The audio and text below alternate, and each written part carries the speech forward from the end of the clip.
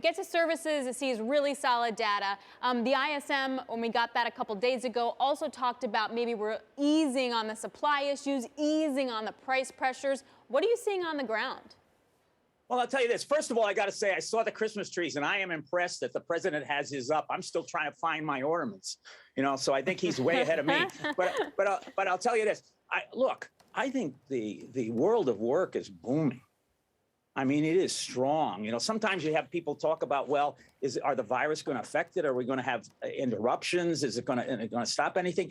I think it's sort of like the Matrix, the red pill and the blue pill. The people on the street are eating the red pill, and we're seeing what's happening. And those people are pumped.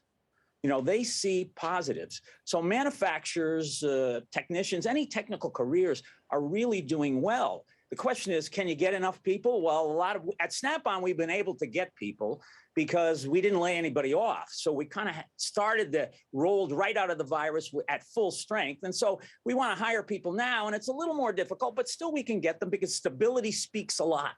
I think one of the things you're seeing in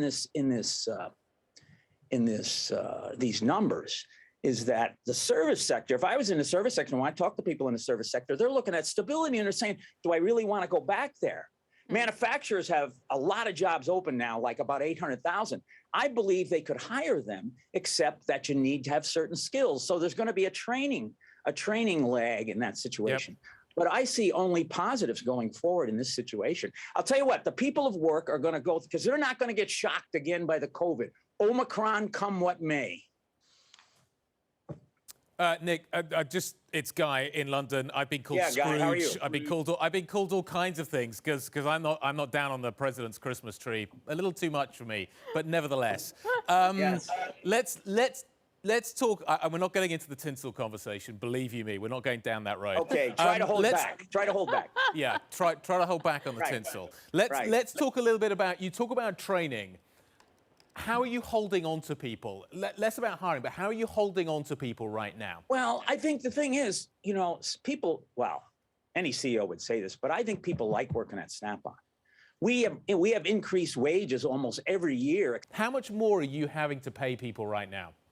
Well, I don't think we're having to pay more. As I said, we keep increasing. So what the president said is right, that people have more buying power, and that includes Snap-on people than they did a year ago. And they had much more buying power than they did 5 or 6 years ago when some of those prices were the same. So I think we're able to keep the people, and in fact, as we move forward, maybe wages will have to go up, but we're not seeing that pressure right now. That's not a first order problem for us. And you asked before, how are we able to keep our people? And we are. First of all, we didn't lay them off. So we have that stability. But here's another point, just suffer me a story. When I was in Asia, I spent a couple hours with Mother Teresa. And she told me that beggars would come up to her and give her small coins of small value. And she said it was because that every human wants to believe they have pride and dignity and relevance. And we treat our workers, wherever they work, in the factory or the warehouse, as if they are important. We tell them that during this COVID, one of the things that came out of the COVID is that they were at their posts,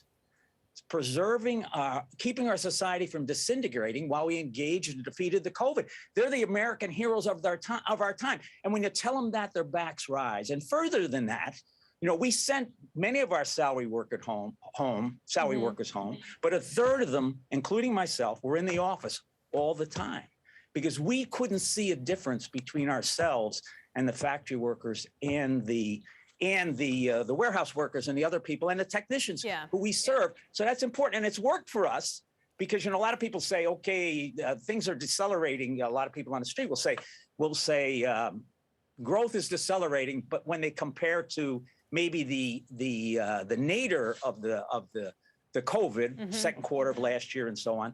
But if you take the right comparison over 2019 pre-pandemic levels, we're up 15%. Yeah. And it's because we went into this, we got out of the COVID at full strength with our people. Hey, Nick, first of all, that's a great story. And also, thanks so much for sticking around. Sure. President Biden was also talking about how those empty shelves were going to be plentiful. And we did see sort of in the manufacturing data this week that we saw some indication that the supply chain issues are easing. And I'm wondering, where still are the sticky bottlenecks for you? Well, I think the bottlenecks are kind of multiple. You know, there are a bunch of bottlenecks in chips and steel and a number of things in terms of transportation and so on. I don't think it's solved. I think it's flattening out. One of the things that we have is we like to say we're resistant. We're not immune to it. We make in the markets where we sell, so we have short supply chains. We have huge product lines, so therefore, when things aren't available, we can shift to sell other things.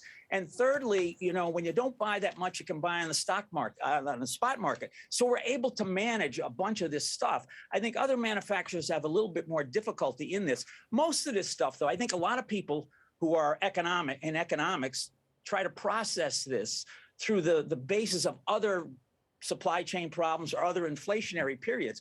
But almost all of this has to do with the sort of micro and feedback loop of interruptions that are occurring because of the COVID. Mm-hmm. I talked to my managing director in Shanghai today, 5 cases and they're shutting down the city. Right. And so he's been in quarantine 5 times and he never had the virus. And so those things are creating this kind of inflationary pressure and supply chain problem. When the COVID gets under control and we're able to live through it, then that goes away.